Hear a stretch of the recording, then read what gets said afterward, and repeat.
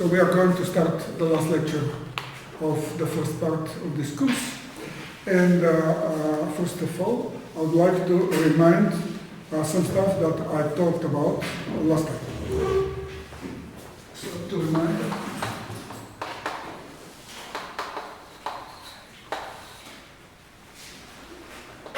first, we want to show how we could glue two Toric varieties, affine Toric varieties defined by affine cones, sigma 1 and sigma 2, along an open dense subset, which corresponds to a common face of the two cones.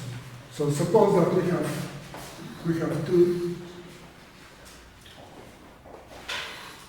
cones, sigma 1 and sigma 2, and this is tau. So I would like to take the corresponding Toric varieties, x sigma 1 and x sigma 2, and to show how this could be done. First, we take the supporting hyperplane of tau.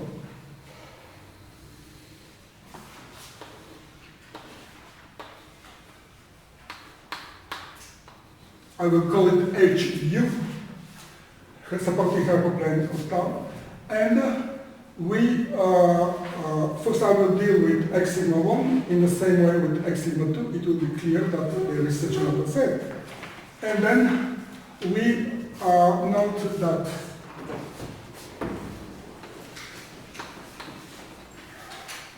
this is minus 1, minus u, and we know that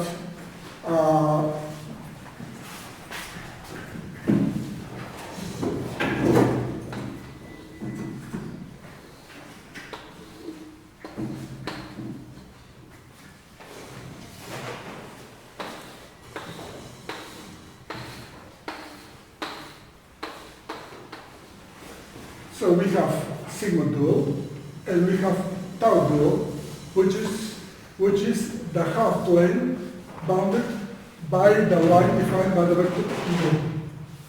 So we note that we have that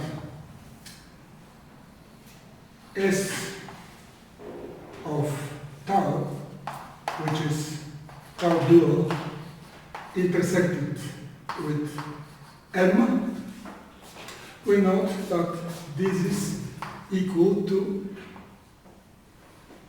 S sigma 1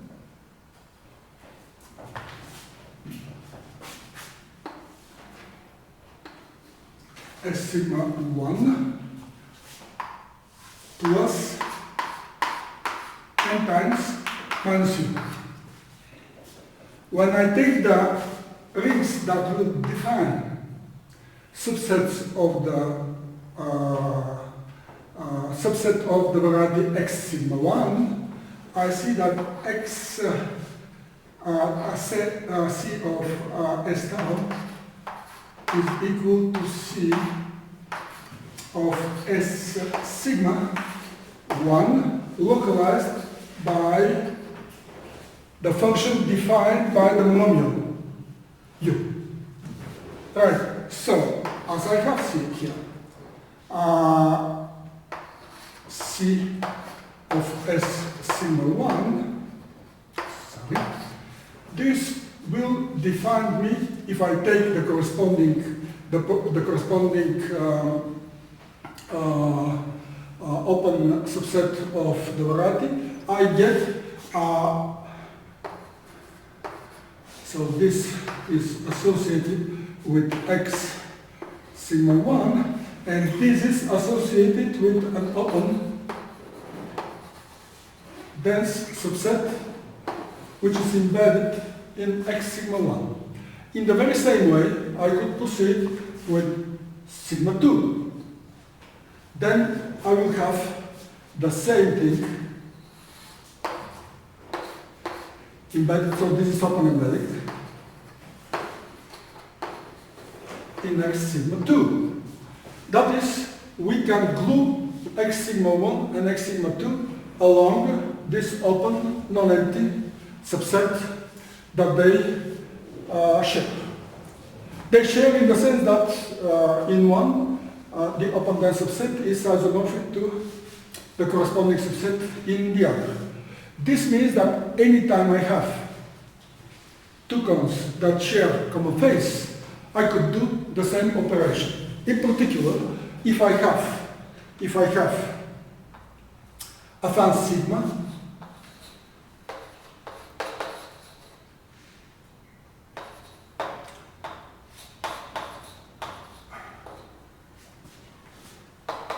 it defines X sigma, which is abstract Toric variety, corresponding to this one. Every time we will suppose that sigma, capital sigma, is defined by cones that are strongly convex, rational, and polyhedral. I will not repeat it again and again. Right. So as I said last time, a fan, what is a fan? It is a collection, finite collection of cones, which is closed under taking faces. A face, any face of a cone in the fan is a cone in the fan, and under intersection, the intersection of any two cones in the fan is a face of each of them. So such a family of cones in Rn is called a fan, and because it will have this property, for any two fans, they will share common face, maybe zero-dimensional face, the origin, nevertheless. They could be glued together, so they will define Toric variety, abstract Toric variety. So let us see some examples. I will draw just the pictures, and then we will speak about. We will discuss them a little bit more carefully. So if I take this, so this fan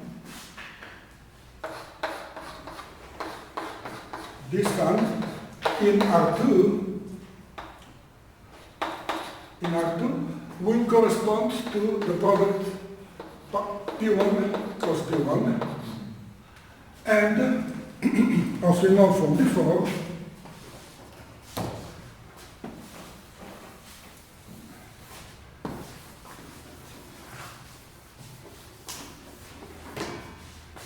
if I delete everything too quickly, just tell me please.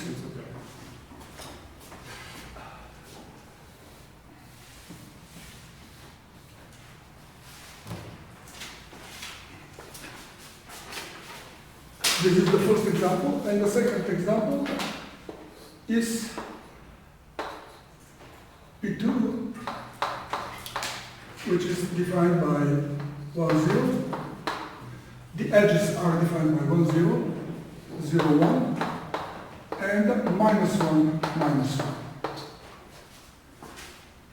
So we will see later that this zero-dimensional face is responsible for the torus. In that case, it is a two-dimensional torus. Okay? Then three edges are responsible for the three one-dimensional tori. These all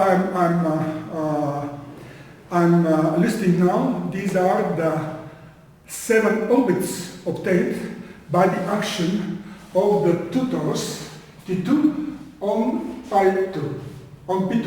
Excuse me. So we have one orbit that corresponds to O. It gives me zero-dimensional torus. It gives me T2. We have three orbits,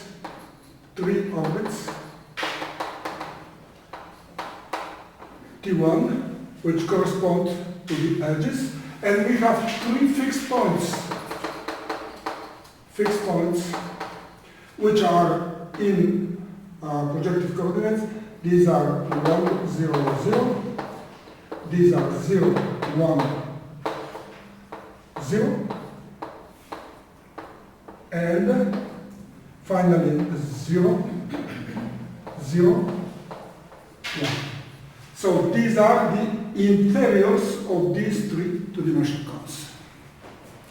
We will see this a little bit later when we start to speak about the orbits. I just give this as these two examples as an example of how of the cases when we could define by the corresponding fund, we could define well-known projective varieties that we know from the class in algebra geometry. And we have the following theorem. We have that the variety so defined x sigma by a rational polyhedral fan sigma is complete, which I will not say what it means in the topology, but in this case it is the same as to say that in the classical topology it is compact. If and only if the support of sigma, so the union of the cones as sets, is the whole space.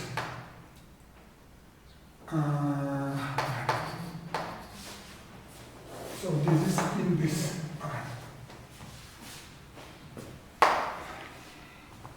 And x sigma is smooth if and only if each affine variety corresponding to a cone of maximal dimension is sigma is smooth. In other words, if and only if each sigma in capital sigma is a regular cone.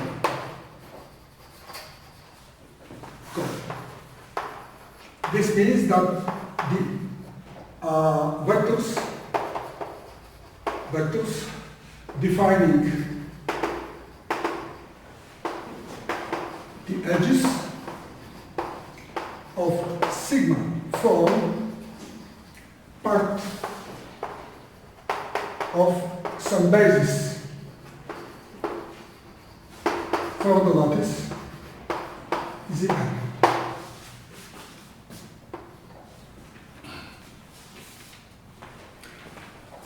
Then the second topic we discussed last time, I will remind briefly, is one of the most important cases of this construction. These are the projective Toric varieties. When we obtain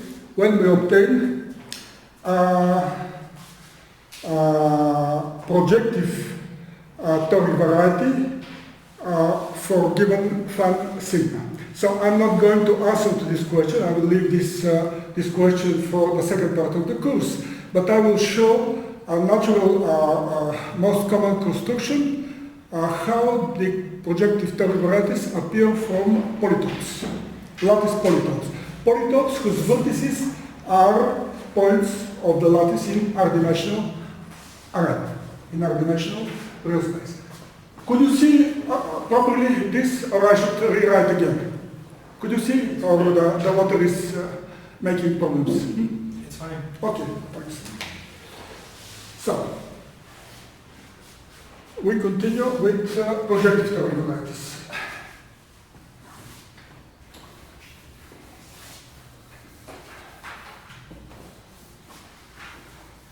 So, in some cases, this construction will give projective Toric varieties, and there are results, deep theorems, non-trivial, that will say for which fans I have sufficient condition to claim that the corresponding x capital sigma is abstract Toric variety, which is at the same time projective Toric variety. This answer is given, of course, in the terms of the combinatorial data the fan is given to us.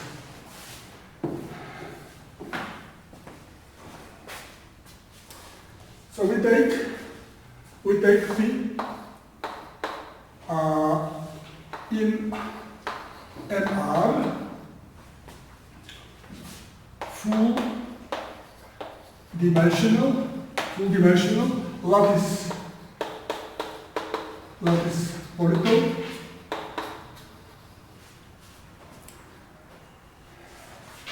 And I will suppose this to hold for all this lecture. I will suppose it like that.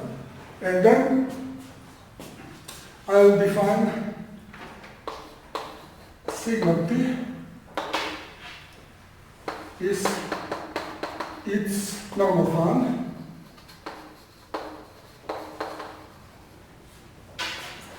defined by definition. It is the set of all cos sigma defined by normal directions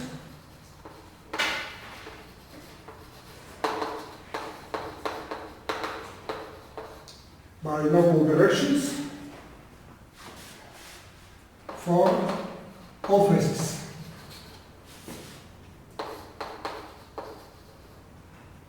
F containing this Q. F containing this Q. You understand it much easier making the following picture. So I have suppose I have a lattice polygon P, and then I take this F1. So this is U F1 is the normal direction pointing inward of the polygon. So I take all normal directions and I obtain the following. This will give me that, then I have that, and I have that, and I have that, and then I have that. And then if I take the vertex V to be the face Q, then to it I will have the following cone defined by this and that. So this is the cone sigma defined by V. So these two vectors will define the corresponding cone here from the definition. So we have the following definition. P is called variable.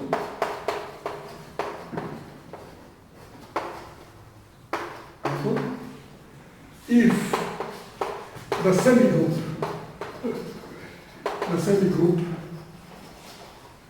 so I take the following semigroup. I make a translation for any vertex to the origin, and then take the corresponding cone of that vertex. For example, if I translate V to the origin, I will take this cone, and so it will define a semigroup n times multiplied by P intersected with n minus V. So these are all vectors defining P from the lattice, subtracted from each vector.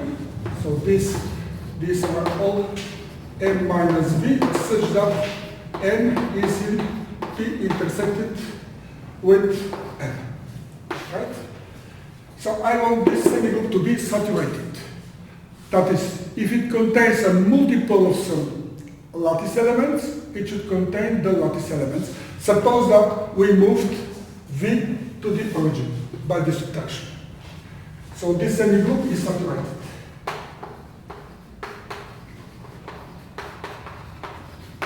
Then we have a theorem which says that for such P, we have that K times P called dilation of P. K is supposed to be non-negative or positive. K times P is always variable.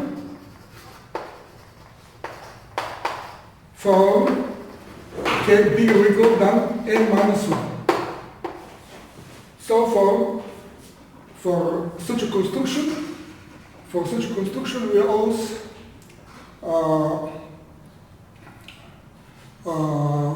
a given polygon, we always have that it is very ample for all k big enough. Okay? What is the meaning of k? I will show that actually it is clear from what I said till now that this is the normal fan, so it is called sigma p.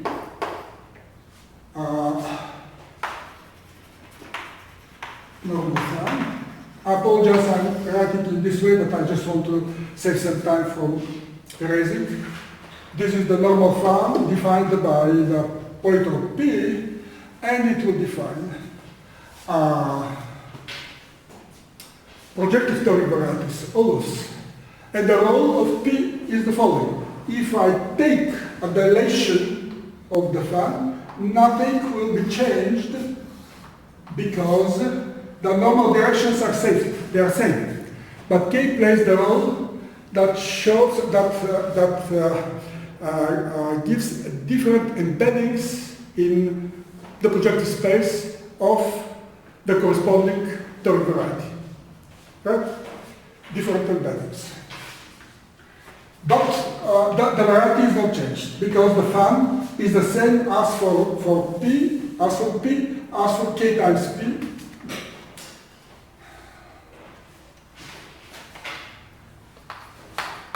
As for P, as for K times P, it is the same normal fan, so it will define the same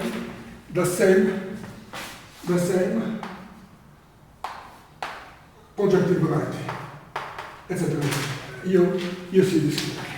The way you draw it, it's Say it again? the zero is inside P, or Say it again? is it necessary that the zero is inside P?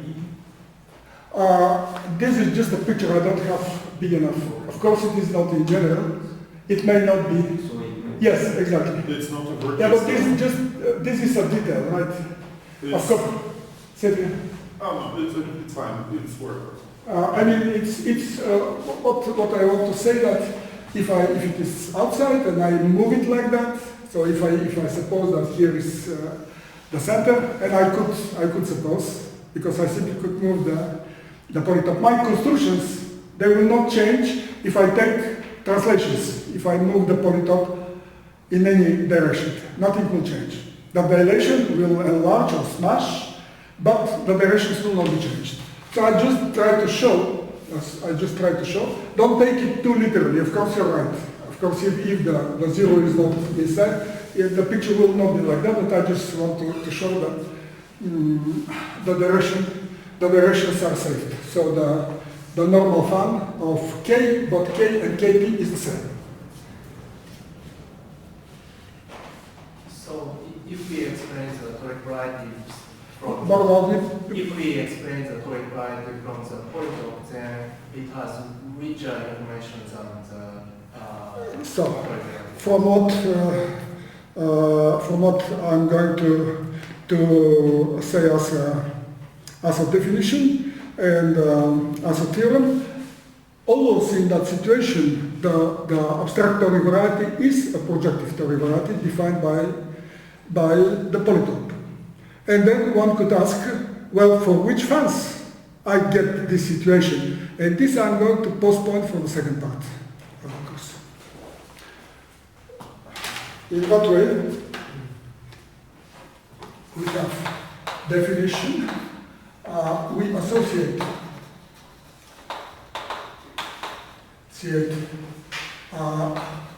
normal, projective, Toric variety, xp, which is equal to x, defined by the normal fan sigma p. So this is just a notation here, and I will say that it is defined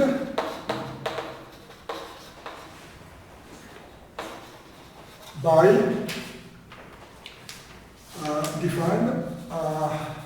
as, that is the geometric point of view, xp is just equal as a definition, so this is the definition, this is x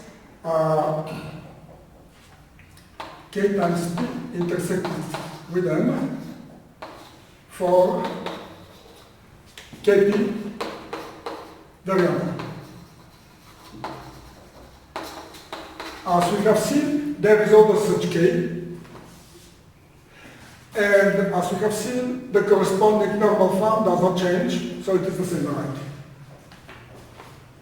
So we just want this to be, very, very ample. So for example, if you take the lattice in the one-dimensional array, the lattice 0, 1, 2, etc., of the natural numbers. And if you take the lattice, this lattice, and the corresponding array will define me A1. A of these points, C of these points, the ring will be the ring of all monomials will correspond to the degrees, the constant 1, and then degree x itself, x squared, x cubed, etc. Then what will happen if I take twice n? Then this is a sublattice, but it is actually isomorphic to the first one, right? And then it will define, it is easy to see that it will define the parabola. So this is the two ways I embed the variety. I embed the variety in the plane. The two different ways. That is because I have it in with different cases. So I don't want to take too much time for this, but as we have seen, we have some cases when if I take the polytope itself, then I could get something that is with singularities, that is not normal. It could be with singularities, but it could be non-normal even. So we want to avoid this. We want always to have normal toric varieties, abstract or projective or affine, always normal. So if I blow enough the polytope P, I will achieve this always. For big enough number K, it will be achieved. And we gave an example of a theorem of Kushnirenko, which is only the beginning of something that continues much more, speaking about the Hilbert polynomial of x. But this is only the beginning, which relates the combinatorial data with the degree of the polynomial defined, xp defined by such p. So we have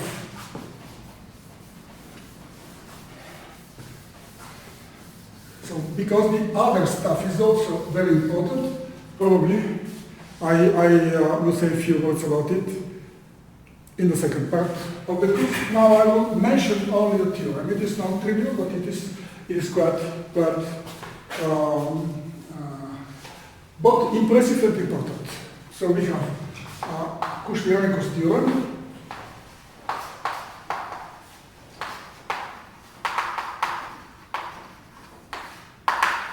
So for P as above, I have xp,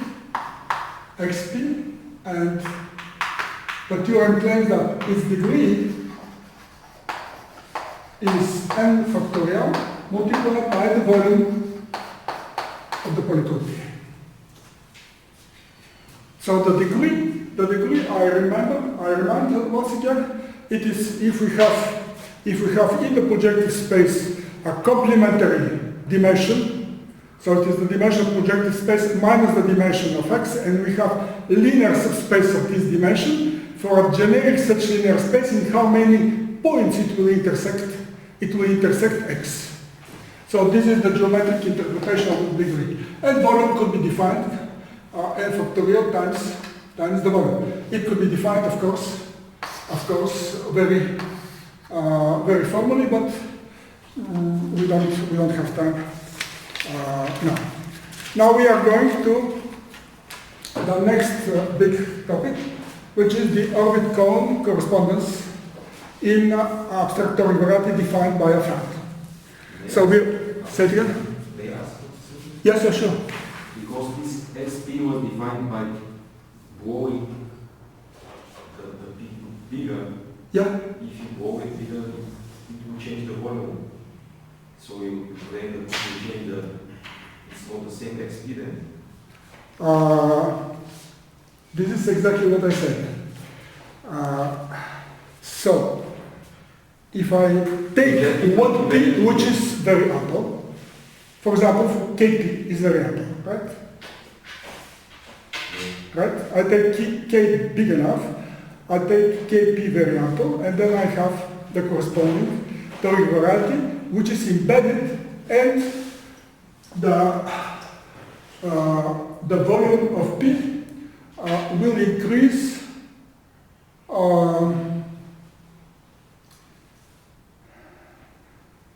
I guess K on power n times.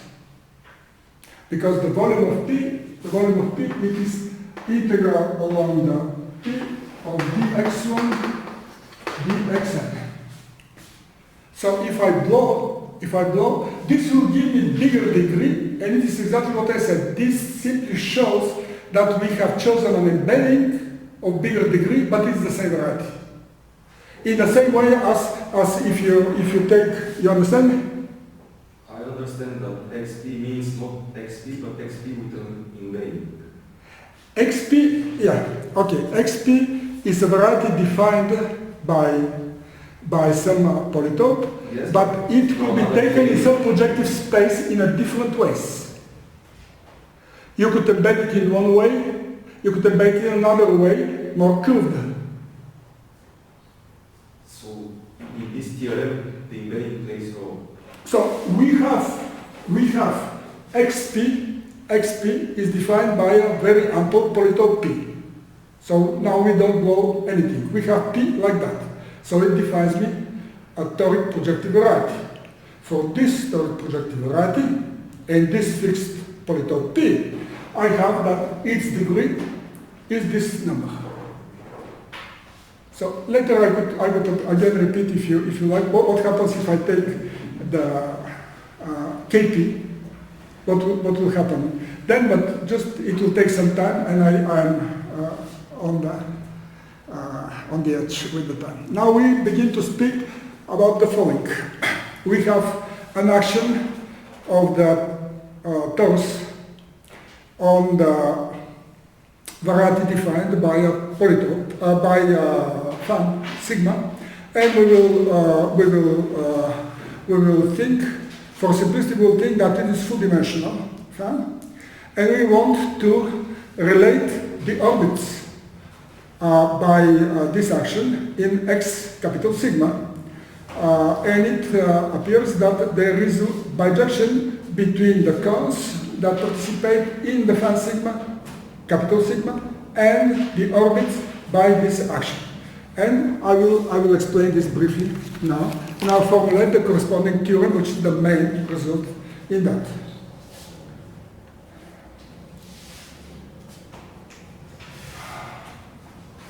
So,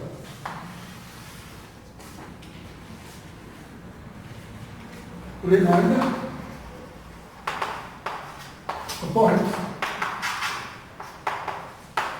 point on U sigma, the factor variety defined by a cone sigma is defined by C algebra homomorphism, which is from C of S sigma into C. What does it mean? It means that we take the ideal, the kernel of this homomorphism, it will be maximal ideal, it will define me a close point to U sigma, etc., etc. Okay. So this is the same equivalent. This is the same as multiplicative semigroups homomorphism of S sigma into sigma. So each point is defined by such homomorphism of multiplicative semigroups. Right? So here we do have 0. Right? Then I define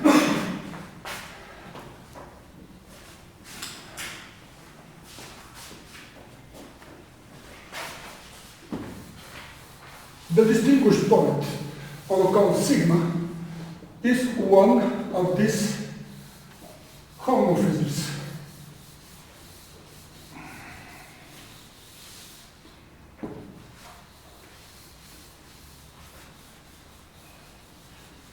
I want one point that will be used to take the whole orbit by the action of the torus in that cone. So for each sigma, I have a distinguished point. I take all multiples by the torus of this point, and this will be the orbit that corresponds to the torus. So the distinguished point definition. The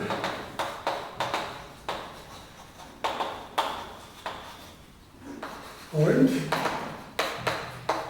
X sigma is a semigroup homomorphism S sigma into C, which goes like that. It sends U, it sends to 1 if minus if U is in the orthogonal complement of sigma, and 0 otherwise. What does it mean? It means that if orthogonal complement of sigma, this is the orthogonal complement of the linear subspace generated by sigma in Rn. Right? So, if I have cone that is of full dimension, n, if sigma is a cone of full dimension n, then the only u that will be in sigma orthogonal will be 0, the origin itself, only one point. Otherwise, it will be a whole subspace in R, right? So,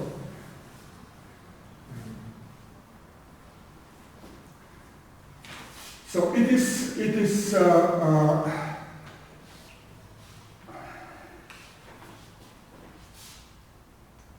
easy to see that, for example, if we take Tn, the torus Tn, defined by the 0 cone in Rn,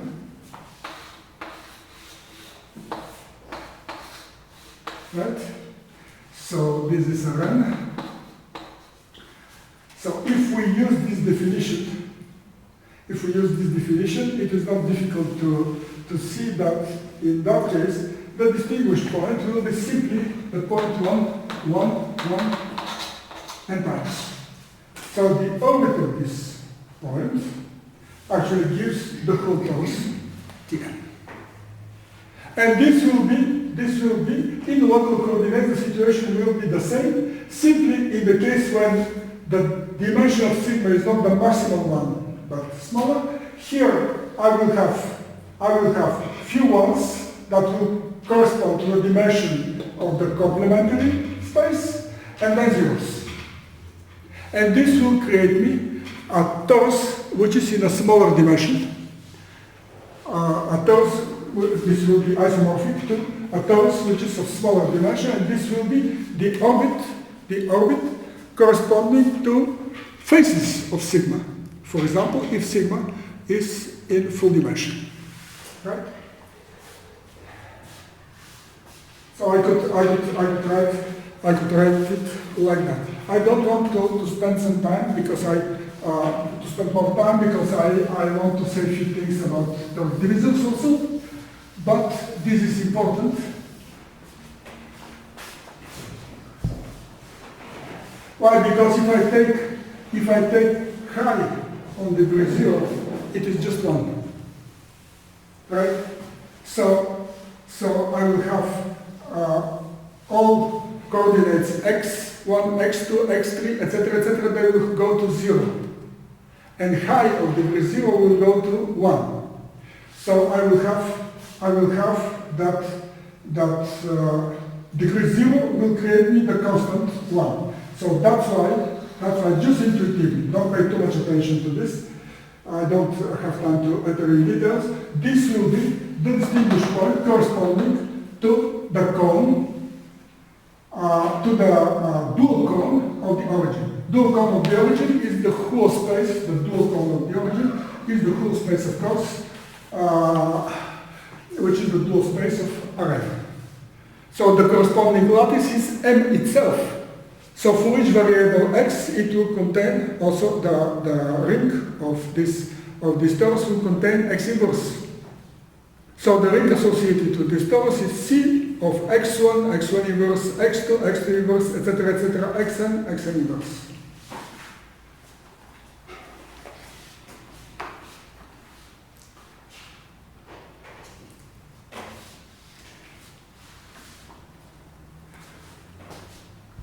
Let me draw a picture, just to make the things I'm speaking about a little bit more, clear. So for example, suppose that I have the plane, and this is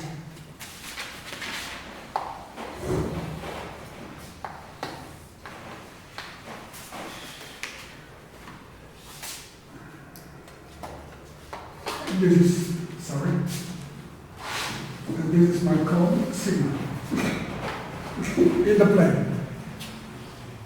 So the orthogonal complement is here. So we have that T, which is T3 in this case. It acts on X sigma, and it gives a orbit which is isomorphic to T on 3 minus dimension of sigma, which is equal to T1. So I should put this downstairs rather. Right?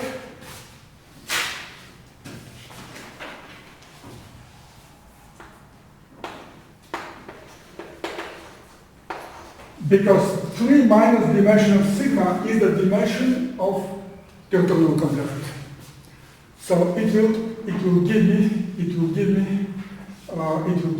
this the torus corresponding to this line. If we are in 2 dimensions, then this cone itself will correspond to a fixed point, right? But in that case, it will correspond to this cone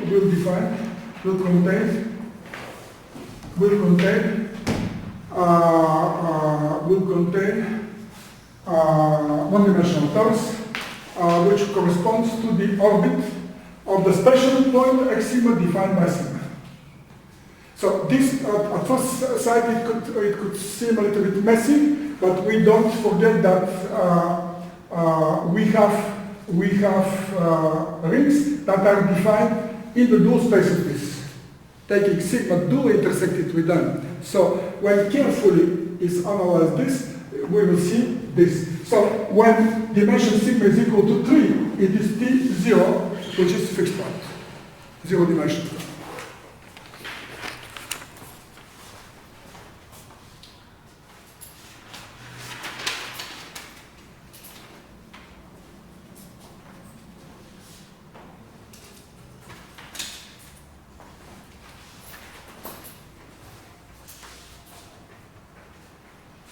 So I want to formulate the main result about this correspondence, the orbit cone correspondence.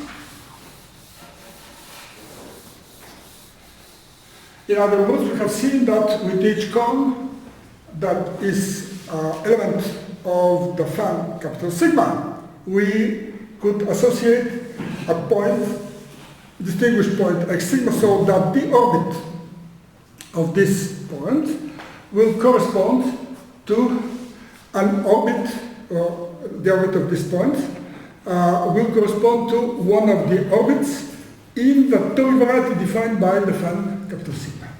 This will be made clear in a second. I want just to say a few words because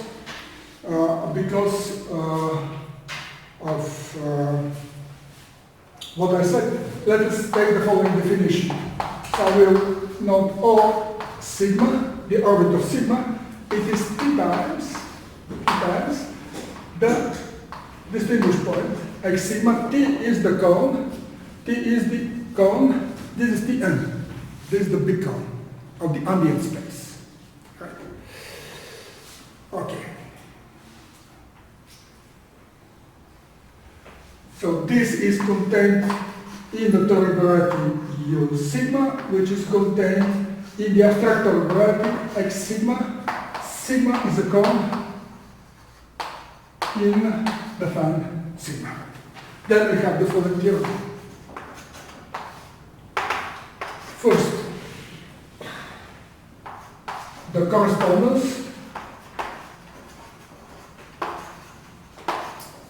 cone and orbit is a bijection. Of course, we mean always a cone in sigma. Bijection. Second, we have that the dimension of sigma plus the dimension of the orbit of sigma is always equal to n. So the bigger is sigma, the smaller is the dimension of the corresponding orbit. When sigma is n-dimensional cone, then we have that all sigma is a fixed point. We read it like that. Then we have three. We have the Toric variety with sigma itself. It is a disjoint union of orbits of tau, so rho tau, which are faces of sigma. So we remember that is the variety associated with the ring C of S sigma, as defined above, before. And four, we have that a cone tau is a face of sigma if and only if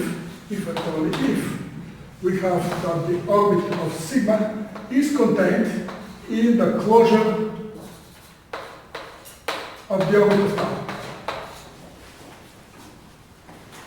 And this closure itself, it is the disjoint union of all sigma such that tau is a face of sigma. So all sigmas that are containing tau as a face, they compose a fan which is called a star of tau. So this corresponds to anyway, that doesn't matter. So in particular,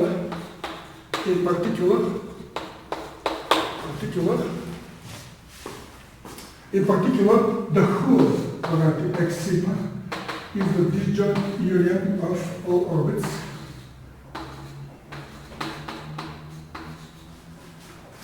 corresponding to all cones that compose the fan sigma.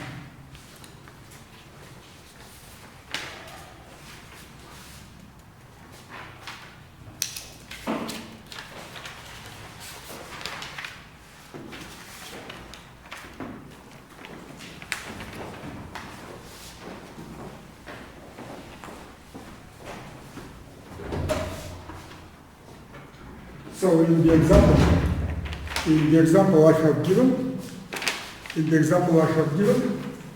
with P2, how this example could be generalized with Pn. I take the octant by the positive rays of all axes, they are n, corresponding to x1, x2, x3, etc., etc., and then I take one more that is defined by the vector -1, -1, -1, and times. And it will give me the fund corresponding to Pn. In that case, I just take the fund corresponding to P2. And then the interior of these three funds will be defined. Here is the point 0, 1, 0, 0. And here is 0, 1, 0. And here is 0, 0, 1. These are the 3 points that correspond to 1 point orbit. Then we have 3 points, then we have 3 orbits which are one-dimensional tori, and then we have one two-dimensional orbit which is corresponding to the origin. So we see that actually we take the cone of A2. This cone is A2, and we glue a line along two points which correspond to a line with 2 points added. So this line will be actually gluing to A2. We glue the projected line at infinity. So this is the picture. If this is carefully analyzed, then my words will become more clear. And in the last 5 minutes, I will say a few words about toric divisors.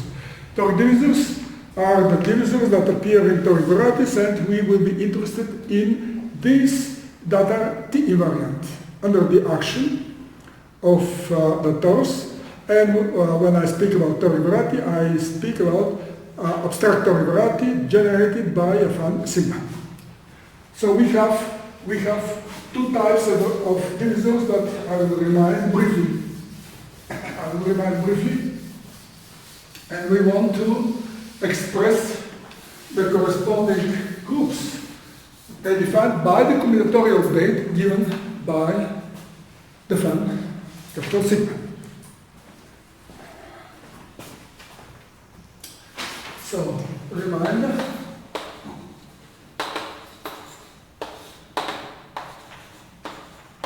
Val divisor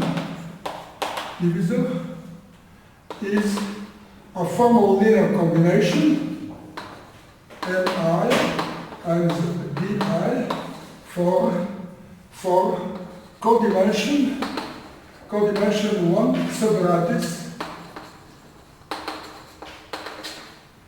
Di, and here we will have formal linear combination. For the moment we'll think about Ni being integers. This could be generalized, but it's another story. So we take by the Val divisor as that. I remind that we have chosen of all possibilities, of all constructions and of all definitions, these that will give to us a normal toric variety. In the normal case, singularities always are of codimension at least 2. So, when we have such a codimension 1 subvariety, it cannot be an irreducible component of the whole singular locus. It could contain some points, but not all of it. So, on some open dense subset, any Di will be smooth because the toric variety is normal. So I will define principal divisor So this is in fact in any variety X. A principal divisor, this is a divisor of the form f for some rational function f.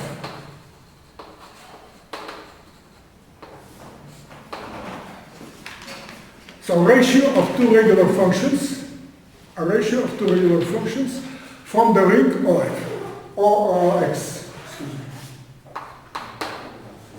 Then we have Cartier divisor.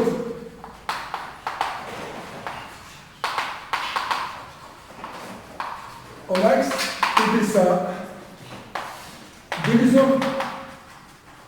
which is locally principal.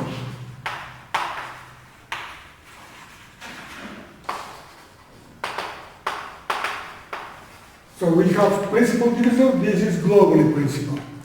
Locally principal, this means that I could cover the variety with open affine pieces, and on each of them, the divisor, a Cartier divisor will be given by zeros and the poles of a single meromorphic function.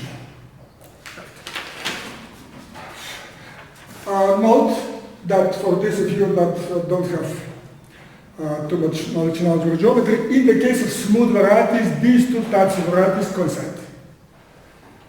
So in general, of course, this type of divisor is contained, is a particular case of this type of divisor.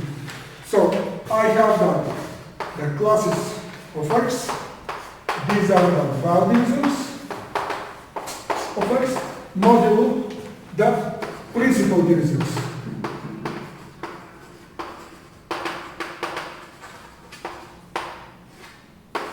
And I have the Picard group of X.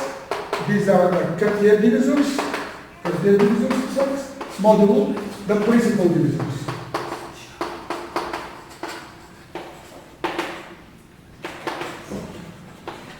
Let me draw a picture to show that this is not the same in general.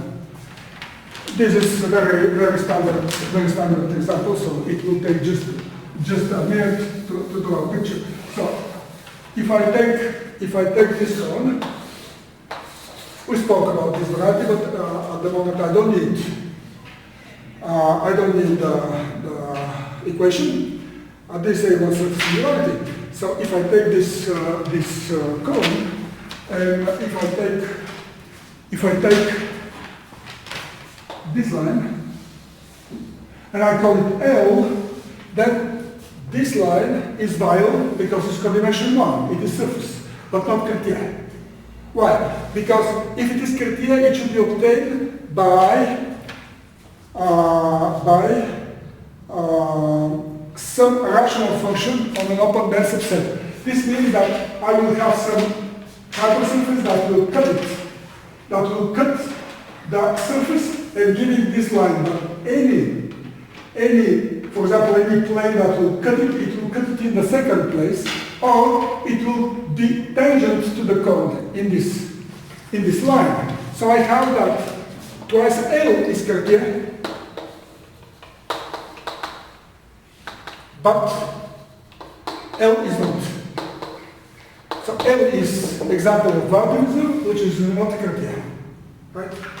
So these are important invariants of the divisor, of the geometry of the variety, and of the geometry of the variety. And in a minute, I want to give you some two claims, just in 3 minutes, two claims that will express these groups in the case of T-invariant divisors. What is a T-invariant divisor? It is a divisor that remains unchanged under the action of the vectors of the variety X capital C. Right? This is clear. So I have the following theorem, or a couple of theorems, and we will finish for today.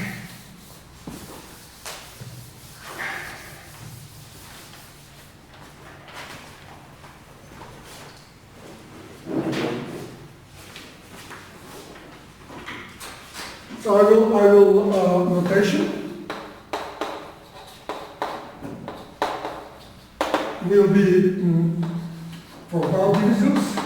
I will write val fixed by t of x for t invariant divisors, and for Cartier divisors I will write divisors to b by x. The group of vial divisors and the group of Cartier divisors.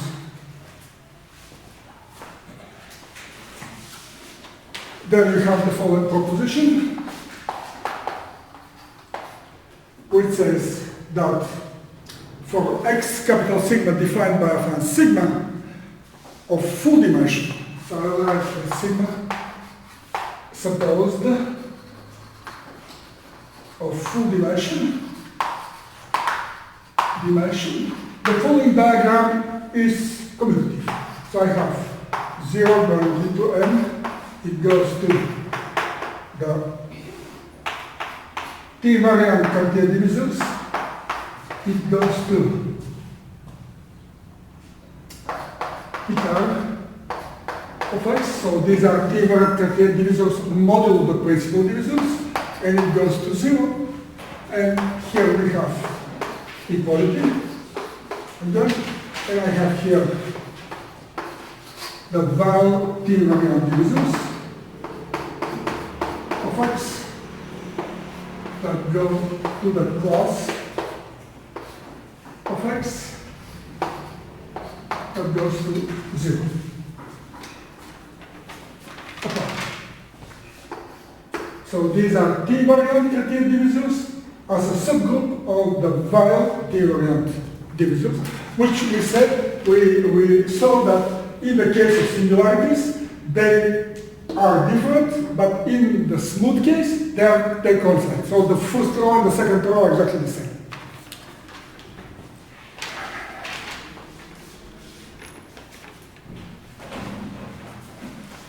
So there are more results in that direction, but I'm at the end of my time, so probably it's better to finish here. I want to say just a couple of words. If I have opportunity to continue this course with the second part, I will continue with at least one lecture more, all this stuff about the divisors. This is very important about the algebraic geometry, saying much about the algebraic geometry of the abstractory varieties, and it demonstrates in full capability the potential of the combinatorial picture that we tried to develop at the beginning of this first part. We tried to develop for the needs of the algebraic geometry and for describing the morphisms, Toric morphisms between Toric varieties. So this will be one thing. Another thing, I didn't say absolutely anything. Probably it's nice to make just a small picture. There is something which is called a resolution. So we should speak at one moment about the singularities. I didn't say anything. Right. So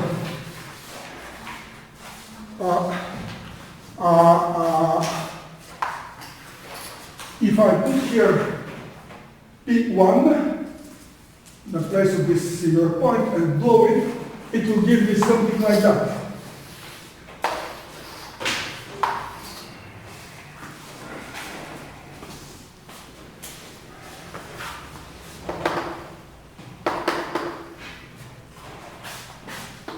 On the place of this singular point.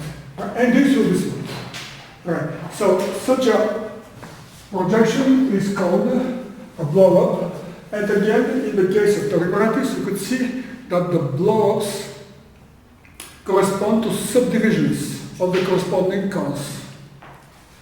And this, especially in the case of surfaces, is a very well developed, very interesting and very beautiful theory that relates the Toric surface singularities from one point of view with continuous fractions, which are called Hirzig-Bourg-Hill continuous fractions, and from another point of view, it relates them with the Mackay correspondence. I would like to say a few words next time also. So another topic will be geometric invariant theory and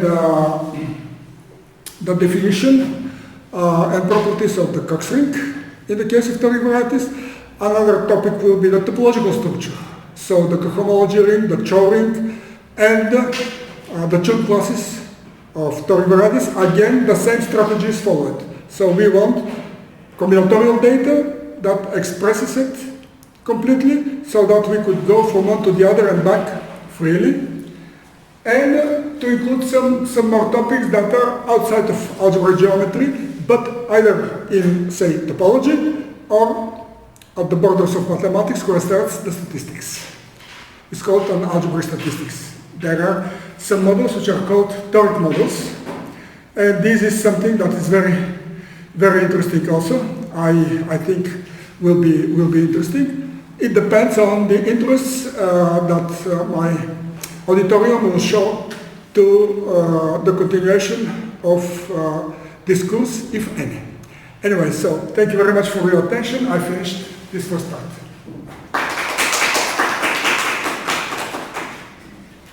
Any questions? Yes? The terminology very ample for it all probably means that the corresponding XP. Yes, yes, definitely. So they have used this. So this corresponds to some embedding of the variety in a projective space of some degree. So this is very ample. We have very ample divisors when they define a linear system that from which is obtained such an embedding. So in this case, we have something similar. We have here we don't speak about divisors, but we have an embedding of the variety in some projective space, and this embedding has a degree.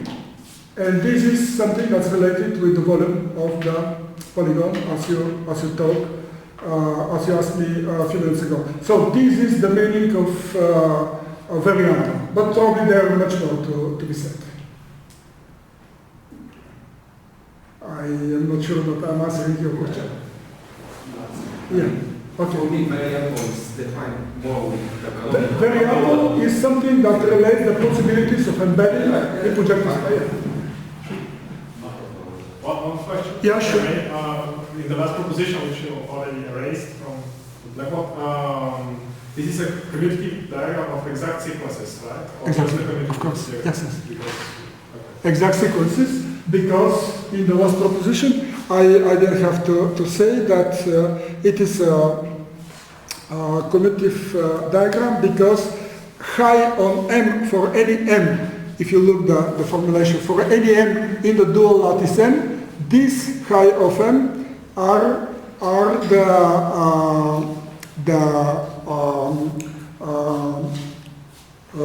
rational functions which we take factoring by them to obtain the group of Val divisors modulo the principal equivalence, or Cartier divisors modulo the principal equivalence. So we don't need to take all rational functions. It's enough to take the rational functions that correspond to the monomials defined by the points of the lattice M. So this is a particular result, but I didn't have time to formulate. So that's why M is in the beginning of the both rows. So it is the kernel, and then when we take the middle term modulo this M, we will obtain the end of each of the rows. Yes? Anything more? If not, thank you very much again. Thank you.